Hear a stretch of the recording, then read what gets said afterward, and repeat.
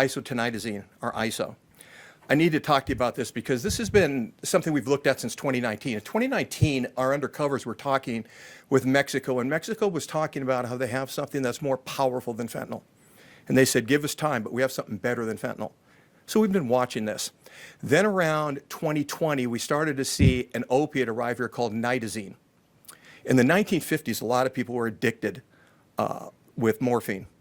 So they were looking for an alternative to morphine.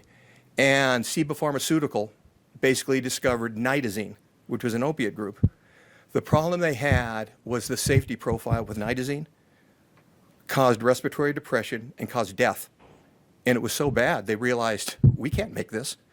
And it never became anything in the 1950s. However, in China, what we have, are, as we refer to as patent pirates, are always looking for new drugs. And they found the Nitazene opiate group. There's about 8 different opiates within that group. There's metotonitazene, isotonitazene. ISO is 5 times more powerful than fentanyl.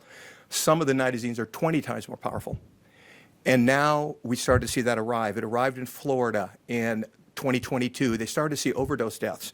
It's everywhere here now. It just shows you within these organizations, we are just going to the next level of something that we can make a lot of money off of. If you saw in your briefing packet, if you bought a kilo of fentanyl for $12,000 and then you knock it out into 1 milligram pills and you cut it 100 times, you make about $15 to $20 million off a $12,000 investment. That's why. That's why you'll hear people say, well, they don't want to kill all their customers. They don't care about customers. There's so much available. But the way it's coming across for us right now, southern border, drones, remote controlled. Have you ever seen those little boats that are RV activated and you could bring it across in those boats? Drones, commercial buses, commercial trucks, hidden compartments, body carry. It is just flooding us from down south. What are we going to do? You have to keep taking these people off and you have to keep arresting them. There was a time, I was a state narcotics agent. I worked with the Department of Justice. I'm retired. And there was a time where it was a real deterrent to go to jail and prison. When they took off these Hondurans on Operation Red Rooster, there was a group of them that had already been arrested 5 times and never been prosecuted. But yet you want to stop fentanyl, you want to stop all of this. But yet how do you have people that have never been prosecuted?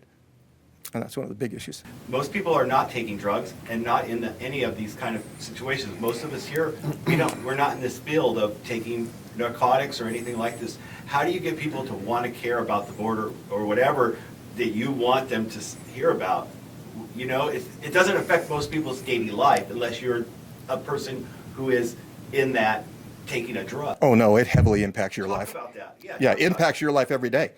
So you turn around right now, for example, Clovis PD just put out that bulletin about all of the rims and tires being sold up in Clovis. Okay, you turn around and you see burglaries, you see identity theft, you see all of that. When you're a drug addict, if you're a non-housed person, you suffer with drug abuse, a lot of them in mental illness. So when you turn around and you use fentanyl, it's an opiate. And if you don't use it, like heroin, for example, you have to use heroin 3 to 4 times a day or you get dope sick. Well, all of these people that use fentanyl or whatever are getting sick, but yet they're drug abusers and they want to get high. So what do they use? They use crystal meth. So to support that habit, they have to steal constantly from all of you.